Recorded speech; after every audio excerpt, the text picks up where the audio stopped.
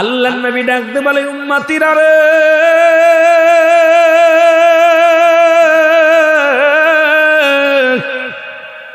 আমি নবী দুনিয়ার মধ্যে আগমন করেছি আমার উম্মতের জন্য বড় কল্যাণকারক। নবীজির লাশ মুবারক চুরি করার ষড়যন্ত্র করল ইহুদিরা। মুসলমানেরা কেন নবীজির রওজা জিয়ারত করতে যায়?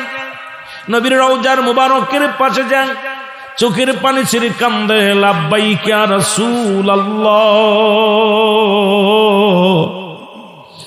লাব্বাইক ইয়া হাবিবাল্লাহ। আল্লাহ, রাসূলের রওজার পাশে চোখের পানি ছেড়ে ছেড়ে উম্মতিরা কান্দে।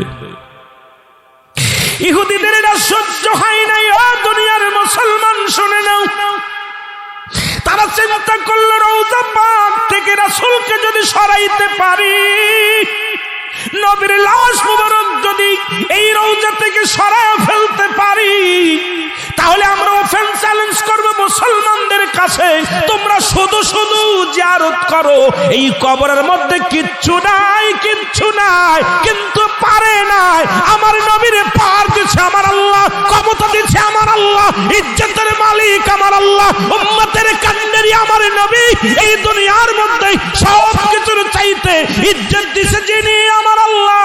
নবীকে দিচ্ছে এই পৃথিবীর মধ্যে সর্বোচ্চ মর্যাদার আসন। জোরে জোরে চিল্লায় বলা যাবে না ঠিক কি না? আল্লাহু আকবার। আরো জোরে বলেন। আমার ভাইরা, আমার বন্ধুরা, আমার গভীর মনোযোগ। নুরউদ্দিন জংলি 557 খ্রিস্টাব্দে হিজরি সন 557 হিজরি সন নুরউদ্দিন হযরতে নুরউদ্দিন জংলি রাহমাতুল্লাহ, উনি শুয়ে আছে ঘুমের ঘরে। উনি প্রতিনিয়ত তাহাজ্জুদের নামাজ পড়তেন। ভালো করে খেয়াল করবেন, এক ওয়াক্ত নামাজ কাজা যেতেন না, একটা ফরজ তরফ করতেন না, একটা সুন্নাত ওয়াজিব ছাড়তেন না। রাসূলের মহব্বতে একজন যিনি ছিলেন, তার নাম আর কেউ নয়, বাজান তিনি ছিলেন তৎকালীন জামানায় একজন বাজান দেশের প্রধান প্রেসিডেন্ট, যার নাম হলো হযরতে নুরউদ্দিন জংলি। জোরে জোরে চিল্লায়া বলা যাবেন আল্লাহু আকবার। 557 খ্রিস্টাব্দে, ভালো করে লেখা নিবেন, হিজরি সন কোন এক রাত্রের ঘটনা। হযরতে নুরউদ্দিন জংলি উনি কি করছেন? নামাজ পড়ছেন, তাহাজ্জুদের নামাজ পড়ে লম্বা মোনাজাত করেছেন, দোয়া করে আল্লাহর দরবারে চোখের পানি ছেড়ে কান্দে, মালিক ও,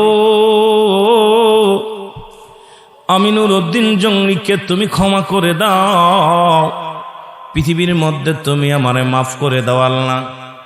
আমি নবীর প্রেমে কান্দি, নবীজির সঙ্গে দিদার করায় দাও।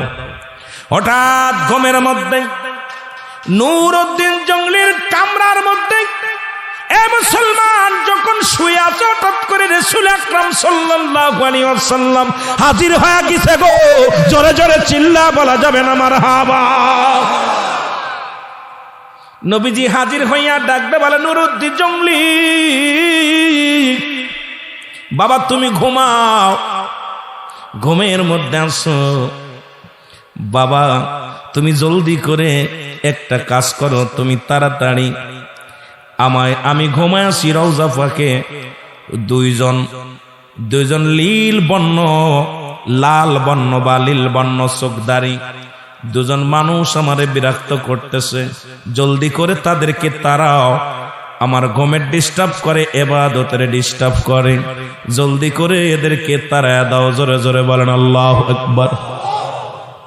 নুরউদ্দিন জংলি ঘুম থেকে লাফ মেরে উঠলেন, উঠিয়া পায়তারা শুরু করলেন। চিন্তা করে দুনিয়ার মধ্যে রাসূলের চেহারা সুরত তো, নবীজি তো শয়তান, তো চেহারা সুরত ধরতে পারে না, এই স্বপ্ন মিথ্যা হতে পারে না।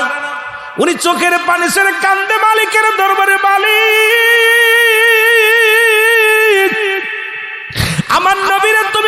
হাতে দেখাইলা আর দুইজন লীলবর্ণ চোখধারী দুজন ব্যক্তি আমার নবীরে ডিস্টার্ব করে। এখন আমার নবী তো রওজায় শুয়ে আছে। এটা কি দেখলাম আমি, কি দেখলাম আল্লাহ। উনি জলদি করে কি করলেন, ওযু গোসল সেরে নিলেন।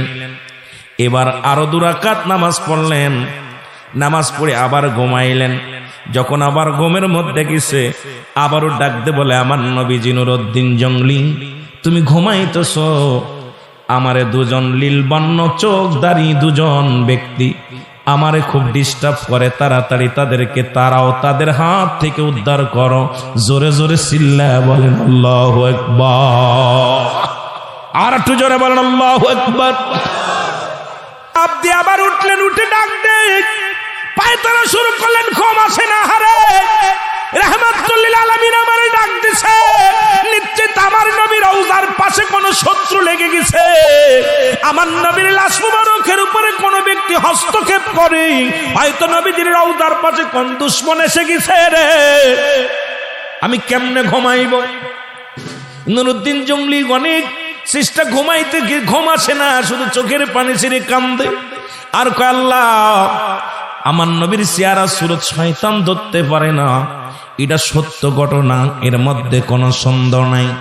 আল্লাহ তুমি দয়া করে মায়া করে আমার নবীজির রওজাখানা তুমি হেফাজত করো। আমার নবী হয়তো কোন মুশকিলের মধ্যে পড়ে গেছে, কোন বিপদের মধ্যে, কোন শয়তান দুষ্টর লোকে আশ্রয় পড়ে গেছে। এই জন্য আমি নুরউদ্দিন জংলির কাছে তাড়াতাড়ি আসছে তাদেরকে তুই দুশমনের হাত থেকে রক্ষার জন্য। জোরে জোরে চিল্লায়া বলা যাবে না মারহাবা? আর একটু জোরে জোরে চিল্লায়া বলেন আল্লাহু আকবার। মহব্বতে দুরূদ শরীফ পড়েন আল্লাহুম্মা।